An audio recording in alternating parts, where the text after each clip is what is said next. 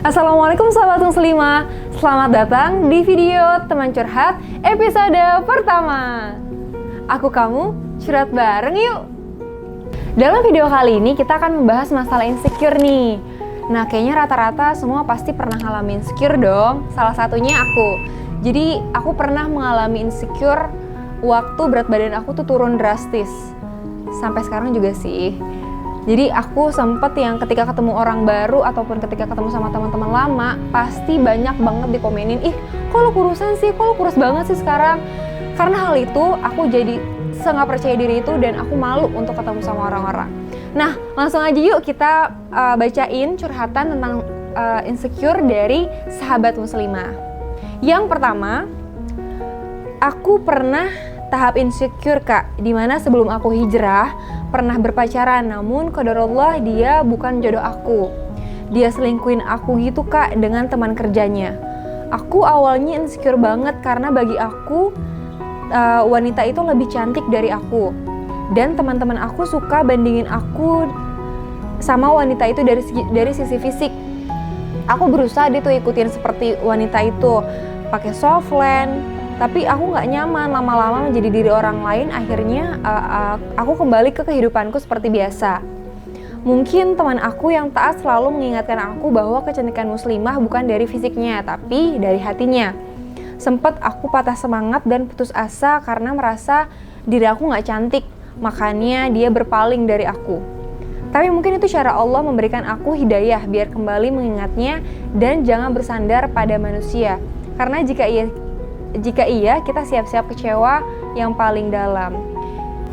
Wah, sedih banget ya ceritanya. Memang balik lagi kita disadarin bahwa ketika kita berharap sama selain Allah, maka kita pasti bakal dapetnya cuma kecewa aja deh.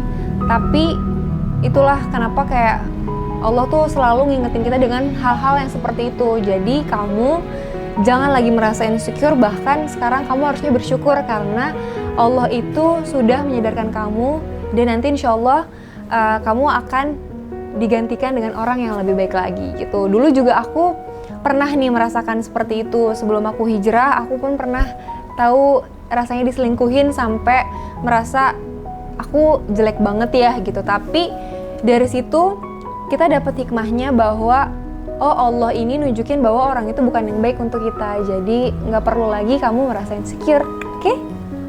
Lanjut ke curhatan yang kedua.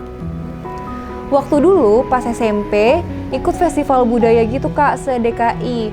Terus mulai dari latihan sampai hari technical meeting dibilang suaramu itu jelek. Kenapa bisa lolos sih? Kenapa nggak yang lain? Cantik enggak? Kamu punya backup siapa? Kamu anaknya Kepsek ya? Ngaku aja. Dan lain-lain. Pokoknya dari latihan sampai pas TM aku nggak pede sama sekali. Tapi pas TM aku ketemu sama pemain musiknya, bapak-bapak semua dan orang daerah semua. Mereka bilang, gak perlu diambil hati deh, dia gak tahu kalau kamu bisa. Ayo tunjukin yuk, bapak tahu kamu bisa. Nah kebesokannya pas hari H, aku pokoknya bodo amat sama guruku itu. Aku los aja apa yang aku mau. Gak nengok ke guruku sama sekali. Setelah lagunya selesai, semua orang tepuk tangan dong sampai turun dari panggung. Jurinya ada yang nyalamin aku, asli terhura. Terhura katanya. Pas lihat ke guruku, dia cuma bisa bengong dan diem aja gitu terpaku. Aku nengok ke pemain musik, bapak-bapaknya cuma bisa ngasih jempol sambil senyum. Selama berhari-hari dijelek-jelekin guru sendiri, kata-katanya itu loh yang menusuk ke jiwa, jantung, rusuk, dan kawan-kawannya. Banyak ya. Tapi emang bener banget sih. Ketika kita direndahkan ataupun ketika kita di underestimate sama orang-orang terdekat kita, itulah hal yang paling membuat kita bikin makin down lagi nih dan merasa nggak percaya diri itu. Tapi kalau aku dulu pernah juga di tahap seperti itu. Bahkan sama keluarga sendiri aku ibaratnya nggak ada yang percaya sama kualitas diri aku. Tapi dari situ seharusnya kamu harus bisa menunjukkan bahwa kamu bisa lebih baik dari apa yang mereka ucapkan. Dan ingat, mereka itu bisa jadi ada pesan tersirat nih untuk kamu supaya kamu tuh bisa lebih kuat lagi dan kamu bisa lebih percaya diri lagi. Jadi nggak boleh insecure karena teman-teman orang-orang terdekat ya. Kita lanjut ke curhatan ketiga. Kalau aku insecure dengan teman-teman aku yang rata-rata sudah menikah. Apalagi kalau acara keluarga dan om tante aku pada mendesak untuk aku cepat menikah. Padahal calon pun belum ada. Jadi aku suka insecure dan merasa diri ini buruk. Saat orang lain udah bisa masuk ke fase kehidupan berkeluarga, sedangkan aku masih gini-gini aja. Dan sering banget insecure sama fisik diri yang gak secantik dan berat badan ideal kayak orang lain. Ini banyak banget sih yang ya. Kayaknya semua perempuan pasti kalau ngelihat temennya menikah langsung nih, ya ampun kok gue belum menikah ya, kok aku belum menikah ya. Tenang aja sahabat muslimah, menikah itu bukan perlombaan. Jadi bukan siapa yang cepat menikah dia yang menang, enggak. Semua itu sudah diatur sama Allah. Rezeki kamu, jodoh kamu, maut kamu. Bahkan nanti setelah kamu sudah fase menikah akan ada pertanyaan lagi nih. Kamu ngeliat teman-teman kamu udah punya anak, kamu belum punya anak, kamu mulai panik lagi. Tapi itu tuh gak akan ada habisnya. Jadi sekarang menurut aku lebih baik fokus kamu perbaikin diri, karena itu akan balik lagi untuk jadi diri kamu tuh lebih positif lagi. Fokus perbaikin diri dan coba kembangkan potensi yang ada di diri kamu. Insya Allah ketika kamu positif, maka kamu akan selalu didekatkan sama orang-orang yang positif. Dan percaya aja jodoh itu sudah Allah atur dan datang di waktu yang terbaik untuk kamu. Oke, kita lanjut ke curhatan yang selanjutnya. Sebentar ya. Oke. Saya saat ini merasa insecure banget sama diri sendiri, Kak. Kadang jadi mellow karena melihat teman-teman seangkatan di kampus dulu sudah pada sukses dan karirnya bagus-bagus. Saya selalu ingat untuk bersyukur, tapi melihat diri sendiri yang sampai sekarang masih kerja kontrak, saya sangat minder. Coba berkali-kali daftar PNS ataupun perusahaan-perusahaan bagus, tapi belum diberi Allah rezeki di sana. Kadang sedih banget, kadang down. Ditambah saya juga punya tanggungan keluarga sebagai anak perempuan pertama yang bertanggung jawab untuk sekolah adik-adik juga. Saya merasa gagal, Kak. Sedih ya. Kadang suka sedih, tapi alhamdulillah saya masih bersyukur atas semua yang ditetapkan Allah. Saya yakin semua akan indah pada waktunya, tapi rasa insecure memang sering muncul. Apalagi saat ketemu sama orang baru ataupun reuni nih sama teman-teman sekolah atau kampus. Saya merasa minder banget. Stop teman-teman merasa insecure.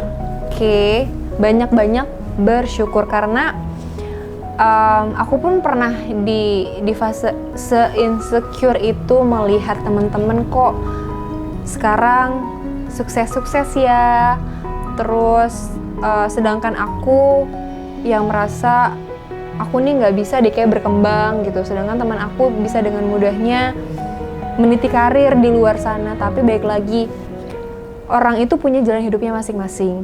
Kita nggak bisa membandingkan dan menyamakan jalan hidup kita dengan jalan hidup orang lain. Kita bisa mengejar bahagia kita dan mereka pun juga. Begitupun juga dengan cita-cita dan keinginan kita. Dan kadang kita kan mikir gini, ih gue tuh pengen deh sama kayak dia gitu. Pengennya itu seperti orang lain, tapi kita tuh nggak pernah berpikir yang terbaik untuk diri kita tuh kayak gimana ya pengennya.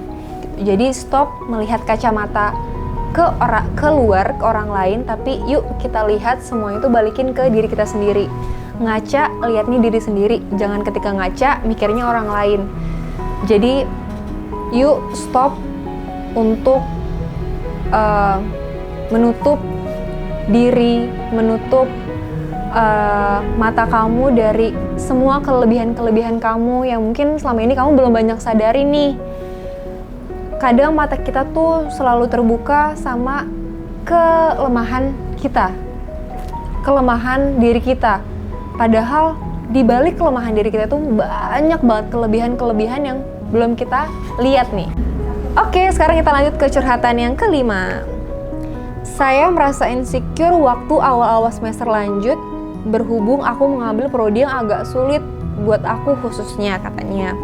Ngelihat teman-teman udah bertambah ilmunya, lebih pede untuk public speaking. Dan ya selama di rumah atau pandemi aku jadi malas aja gitu. Jadi ngerasa ya udah deh mager. Tapi anehnya ngelihat teman-teman pada bisa itu agak iri ya. Tapi ya balik lagi ke awal, males, mager, nggak ada usaha untuk berubah. Terus ngeliat teman-teman kok lebih glow up face-nya, sedangkan gue kok gini-gini aja, bersih kagak, buluk iya katanya. But mikir lagi, kok jadi kurang bersyukur gini. Berusaha bersyukur masih dikasih kesempatan buat bernafas, dikasih tubuh atau organ yang lengkap. Dan masa iya cuma gara-gara muka aja jadi masalah. Mulai deh dari situ nge-try diri untuk lebih bersyukur. Nah, itu kamu sudah pintar. Sebenarnya kamu udah bisa menjawab diri kamu sendiri bahwa semua itu tidak bisa dilihat dari face, tidak bisa diukur dari looknya aja. Jadi memang kita sebagai manusia pasti ngelihatnya ke atas terus, jarang banget kita ngelihat ke bawah. Tapi misalnya kalau udah ditegur baru deh kita ngelihat ke bawah. Nah sekarang, apalagi di masa pandemi sekarang saat ini ya, stop kamu lihat ke atas kamu, tapi sekarang coba lebih sering kita merenung dan juga lebih melihat yang ada di bawah kita. Karena dengan kayak gitu, pertama kita jadi bersyukur, dan yang kedua kita jadi tahu bahwa oh, aku ini ternyata tidak seburuk yang aku pikir loh. Dan itu hanya perasaan, dan itu hanya pikiran kamu aja yang harus kamu lupakan, hempaskan gitu. Jadi mulai dari sekarang lebih baik kamu nikmatin semua prosesnya yang ada di diri kamu. Misal kalau kamu melihat teman kamu lebih hebat gitu, public speakingnya oke, terus habis itu karirnya bagus, jangan pernah iri, tapi do it your way. Jadi kayak kamu harus bisa fokus apa nih yang mau gue capai, apa nih yang mau gue kejar, fokus ke situ. Jadi kamu itu waktunya akan habis untuk melakukan yang terbaik untuk diri kamu. Jadi sampai kamu tuh nggak ada celah untuk melihat kekurangan orang lain ataupun mengomentari kekurangan orang lain. Oke, keep positif sahabat muslimah. Kak, aku orang yang ngerasa insecure akhir-akhir ini karena ngelihat teman-teman sekolah pada ngelanjutin untuk kuliah, dan aku mau banget seperti mereka yang bisa lanjut kuliah. Tapi nggak bisa karena keadaan ekonomi nggak mendukung. Setiap aku buka sosial media, ada kebahagiaan ngelihat teman-teman bangganya masuk universitas yang mereka mau. Aku sampai mikir kenapa aku nggak bisa seperti mereka. Tapi di balik insecure itu, aku jadi lebih sadar. Nggak semua yang kita mau sama seperti orang lain. Mungkin jalannya menuju kesuksesanku dengan caraku sendiri yang harus nunda kuliah dulu. Bismillah, doain aku ya kakak-kakak di sini. Doain aku ya, gimana ya bahasanya dia? Doain aku ya kakak-kakak, oke, di sini supaya dapat kerja yang baik dan nyaman, bisa nabung buat kuliah. Ini benar banget sih, mungkin ada beberapa teman yang pernah mengalami fase ini. Ketika yang lainnya sudah kuliah tapi kamu nggak kuliah, jadi merasa kok kurang ya, kok kayaknya gagal ya. No, kalian nggak boleh merasa seperti itu, karena kalian nggak boleh mikir kayak gitu, karena kesuksesan itu menurut aku tidak dilihat dari kamu kuliah atau enggak, kamu lulusan mana, kamu lulusan perguruan tinggi negeri atau swasta, enggak. Kesuksesan itu ada di tangan kamu. Jadi kamu menurut aku nggak perlu merasa insecure karena hal-hal tersebut. Wajar sih, kadang kita ngerasa sedih, kayak ngerasa pengen kuliah tapi satu sisi kondisi ekonomi mungkin tidak memungkinkan. Tapi itu bukan jadi alasan untuk kamu berhenti dan untuk kamu tidak mengembangkan diri kamu. Banyak hal yang bisa kamu lakukan selain kamu melihat teman-teman kamu kuliah gitu. Kamu juga bisa ngembangin bakat kamu, ikut pelatihan, kamu kerja yang bisa kamu kerjakan. Masih banyak hal positif yang bisa kamu lakukan untuk membuktikan bahwa kalaupun kamu tidak seberuntung teman-teman kamu yang lain, tapi kamu bisa menjadi lebih baik dari versi hidup kamu gitu. Jadi mulai sekarang apapun itu, bersyukur atas apapun yang Allah sudah tetapkan di hidup kalian. Saatnya sekarang yuk kita bangkit, kita semangat, kita sambut hari-hari baru. Walaupun lagi pandemi kayak gini, tetap afirmasi positif di diri kita semua bahwa kita bisa melalui ini karena ini sudah ketetapan Allah. Jadi apapun itu sudah takdir Allah, dan sekarang kita waktunya untuk menjalani takdir Allah dengan sebaik-baiknya. Nah, itu tadi curhatan dari Muslimah Daily Community. Buat kalian yang mau curhat bisa banget loh, langsung aja klik di description box di bawah ini. Nah, sekian video teman curhat kali ini. Sebelumnya saya mohon maaf, bukan bukan maksud menggurui atau apa, kita di sini sama-sama sharing ya. Karena kan aku kamu curhat bareng yuk.